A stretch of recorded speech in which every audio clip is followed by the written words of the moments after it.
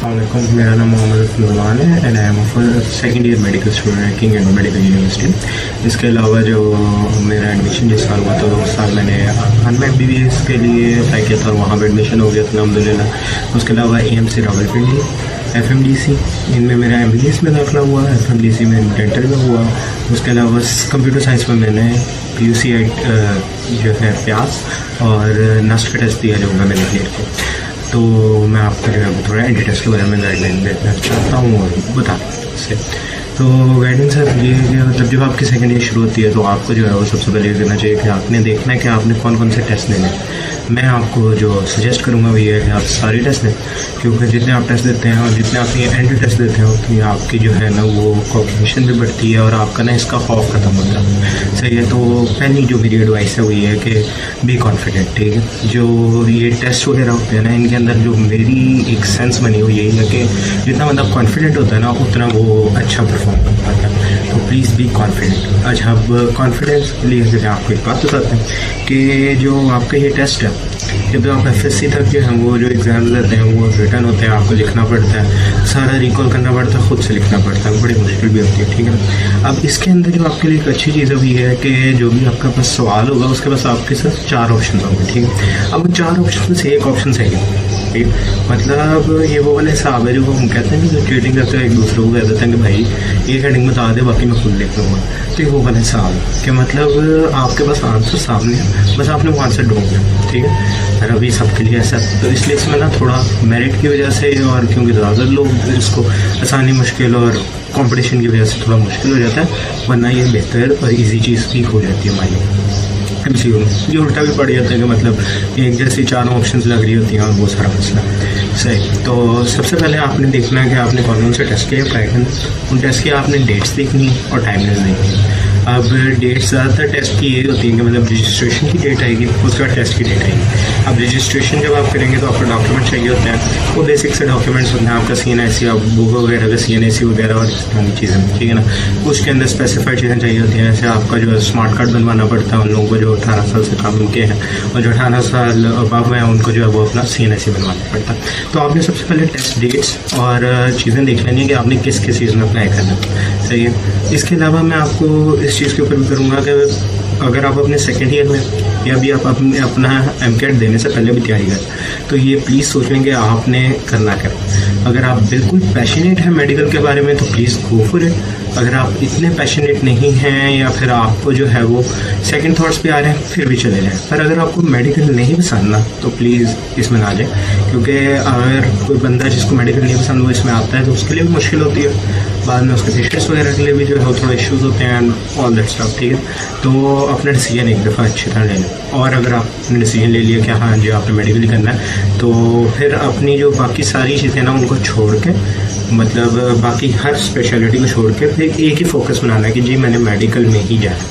सही हो गया, ये बात हो। अब हम मेडिकल का टेस्ट देंगे। अब टेस्ट देने के लिए मैंने आपको कहा कि पहली बात जो है वो कॉन्फिडेंट हो। दूसरी बात ये है कि तैयारी के अंदर हम लोग जो है वो जो मैं रिकमेंड करूँगा ये है कि आपने हमेशा टेक्स्ट बुक यूज़ करनी है। ठीक है ना। बहुत सारे टेस्ट वो आपको गाइड्स मिल जाएंगी, वो अच्छी गाइड्स होती हैं और सारा कुछ होता है, पर जब आपका टेस्ट बनना होता है तो वो किसी एक स्पेसिफिक गाइड से नहीं बनता, वो बनता है आपकी टेक्स्ट बुक से। ठीक है। अगर आप नेशनल MD होता है या सादा MD होता है वो उसमें होता है, मेरा ख्याल आप सादा MD ही होता है। तो जो सादा प्रोविंशियल MD है वो उसके अंदर आप पंजाब के हैं तो आप पंजाब के बुक्स करेंगे, अगर आप सिंध के हैं तो आप सिंध की बुक्स करेंगे, आप फेडरल के हैं इस्लामाबाद वगैरह के तो आप फेडरल की बुक्स करेंगे। ठीक है।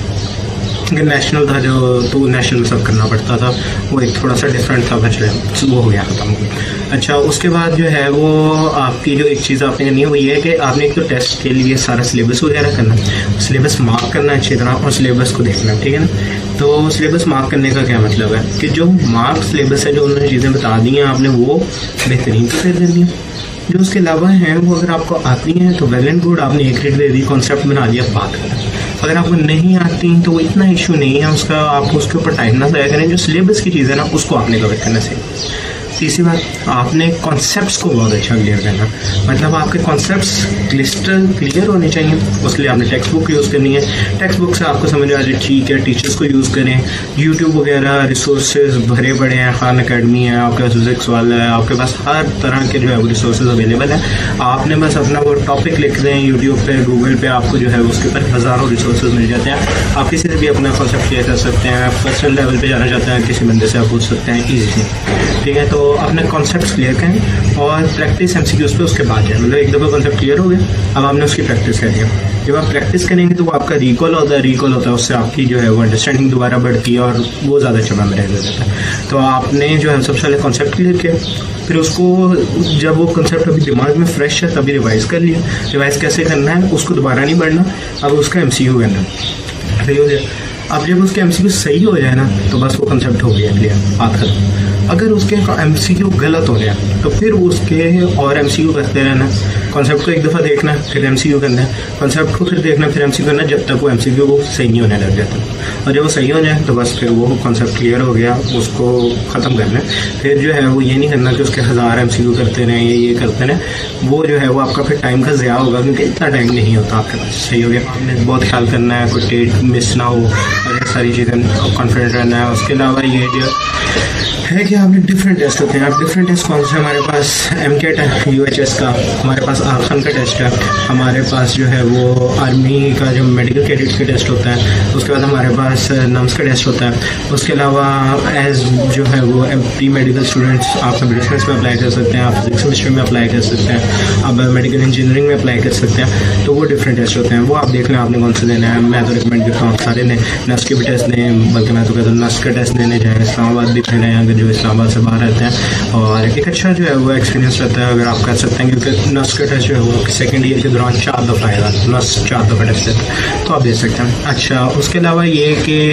आप लोगों ने जो है ना वो अच्छी तरह क्लियर करके कॉन्सेप्ट्स वगैरह डिफरेंट सोर्सेज देख लें। अच्छा, टेक्स्ट बुक्स आपने यूज़ करनी है, पर टेक्स्ट बुक्स के अंदर ये है कि अब आपने सारा नहीं पढ़ना होता, अब आपने करना है MCQ। अब MCQ का क्या मतलब है, जैसे फिजिक्स है ना, तो फिजिक्स के अंदर आपका मेजर चंक जो है ना वो बड़ी चीज़ों का काम हो जाएगा। क्यों? क्योंकि आप फिजिक्स में आपने डेराइव कुछ नहीं करना, ठीक है ना। आपके पास डेराइव जो फार्मूलाज हैं आपको वो आने चाहिए, आपको डेफिनेशन आनी चाहिए, आपको यूनिट्स आने चाहिए, आपको जो न्यूमेरिकल्स हैं वो करने आने चाहिए, ठीक है ना। क्योंकि जो UHS का पैटर्न है वो ये है कि न्यूमेरिकल्स एक काफ़ी रिपीट करते होते थे, और बायोलॉजी के अंदर इनका ये था कि बुक की लाइन्स आती थी, और केमिस्ट्री के अंदर ऑर्गेनिक बहुत रिपीट होती थी। इंग्लिश वॉज जनरली डिफिकल्ट, तो इंग्लिश जो है उसके बारे में आपको खास तैयारी नहीं कर सकते, पर ये जो प्रेप बुक्स हैं उसके अंदर आपको प्रेप बुक यूज़ करनी पड़ेगी, क्योंकि वहाँ टेक्स्ट बुक कोई नहीं आपके पास। तो प्रेप बुक आप यूज़ करेंगे और उसकी जो है वो आप थोड़ी मतलब प्रैक्टिस करते रहेंगे, बिल्कुल छोड़ भी नहीं देनी, और इंग्लिश के ऊपर फिक्सेटेड होकर अपनी बाकी भी चीज़ों की जो है वो नुकसान नहीं कराना आप लोगों ने, ठीक है। इसलिए बस आपने अच्छी तरह देखना है। टेक्स्ट बुक्स को आप जितना शॉर्ट लिस्ट करेंगे उतना आपका बेहतर है, ताकि आप ज़्यादा रिवीजन कर सकें। पर शॉर्ट लिस्ट जो है वो सिलेबस के अंदर रहते हुए कोई चीज़ मिस ना हो, इस चीज़ को देख के और सारा कुछ करना है। अब ये सारी बात होगी क्लियर। अब जो है वो UHS का तो बेसिकली यही है जो मैं आपको गाइड करूँगा। सब्जेक्ट स्पेसिफिक जो है वो बाकी गाइडलाइंस आपको मिल जाएगी। अच्छा जी, अब जो स्पेसिफिक एक डिफरेंट टेस्ट है वो आखान का। आखान के अंदर आपके पास पहले होगा एक रिटन टेस्ट होगा। अब रिटन टेस्ट जो होता है उसके अंदर बाकी तो हमारी आम ही चीज़ है, सिवाय एक चीज़ के उसके अंदर होती है मैथमेटिकल रीजनिंग। और जो मैथमेटिकल रीजनिंग होती है ना वो होती है वही जो हमारा 10th तक का मैट्रिक होता है ना उससे रिलेटेड, और एक होती है उसकी साइंटिफिक रीजनिंग, वो भी आपको एक पैराग्राफ होता है उससे आगे सवाल होता है वो आप करते हैं, ठीक हो। तीसरा उसका एक और पार्ट होता है फिजिक्स केमिस्ट्री और इंग्लिश बायोलॉजी का, इंग्लिश में पार्ट। तो आपने दोनों पार्ट्स के अंदर जो है वो एक पासिंग परसेंटेज जो है उसको करनी होती है, और उसको आप स्कोर कर लेते हैं तो आपका रिटर्न पास हो जाता है। फिर आप अगले स्टेप्स के लिए जो है वो क्वालिफाई। अगले स्टेप्स का वो आपको एक फॉर्म भेजते हैं, आप उस फॉर्म के ऊपर अपनी सारी जो है वो लाइफ की जितनी भी अचीवमेंट सारा वो रहा है आपका, वो उसको आप उस पर लाने की कोशिश करते हैं और समराइज करते हैं, उनको अपनी एक स्टोरी बताते हैं। दूसरी चीज़ फिर उसके बाद होते हैं आपके इंटरव्यूज होते हैं। अब किसी भी चीज़ का इंटरव्यू, क्योंकि अब प्राइवेट के अंदर भी जो है इंटरव्यू शुरू हो गया, तो मैं थोड़ा सा कहता हूँ इस पर इंटरव्यू जब भी आपने देना है तो आपने कॉन्फिडेंट रहना। इंटरव्यू जब भी देना है तो आपने ये भी समझना है कि वो इंटरव्यू क्यों ले रहे हैं आपसे। इंटरव्यू वो इसलिए दे रहे हैं कि are you suitable to be a medical professional. अच्छा, what do you need to be suitable for being a medical professional. तो आपको एथिकल होना चाहिए। कुछ लोग तो डायरेक्ट ये सवाल पूछ लेते हैं कि मेडिकल एथिक्स क्या। तो जब अगर आपका कोई इंटरव्यू हो मेडिकल रिलेटेड तो आपने मेडिकल एथिक्स देख जाने, ठीक है। उसके अलावा ये कि वो आपको सिनेरियो बेस्ड क्वेश्चंस देंगे कि ये हो रहा है, वो हो रहा है, वो हो रहा है, तो आप क्या करेंगे, ठीक है ना। उसके अंदर वो बेसिकली इस तरह का बनाते हैं कि आपका एक पर्सनल गेन होता है और एक किसी बंदे का फ़ायदा होता है। तो आप उस टाइम में क्या करेंगे, आपके अंदर कितनी सिंपैथी एम्पैथी है कि आप क्या कर सकते हैं, तो उस चीज़ को आपने क्लियर करना, ठीक है ना। आखन वालों में स्पेशल ये होता है कि वो आपकी पर्सनैलिटी को जज करने की कोशिश करते हैं।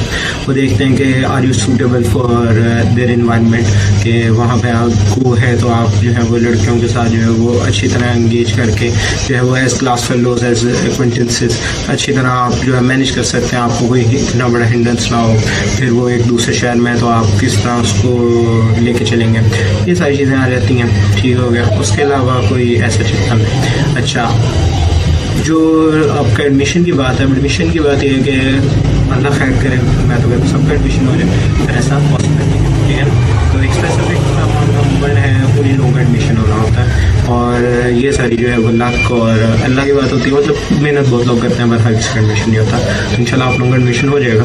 और अगर खुदा ना खास्ता किसी का एडमिशन नहीं होता, तो अगर आप पैशनेट हैं तो please go for gap year, ठीक है ना। MBBS के लिए पैशनेट हैं, गैप ईयर के लिए जाएँ। गैप ईयर के अंदर कोई और मेरे हिसाब से कोर्स नहीं रखें, और अपने गैप ईयर को जो है वो प्रॉपरली जो है वो इसके लिए यूज़ करें। उसके अंदर ये है कि अगर आपके FSC में कहीं पे कम नंबर आए तो उसको इम्प्रूव कर लें, और उसके बाद MCAT को अच्छी से प्रिपेयर करके वो देना, तो ये आपका जो है वो एडमिशन के चांसेस बढ़ जाते हैं, सही है। पर एक गैप ईयर के अंदर जब आप वो दे रहे हो गैप ईयर MCAT, तो उसके अलावा जो दूसरी चीज़ें हैं ना, जैसे कंप्यूटर साइंस के अंदर आप अप्लाई कर सकते हैं, जो कि बहुत प्रॉस्परिंग है।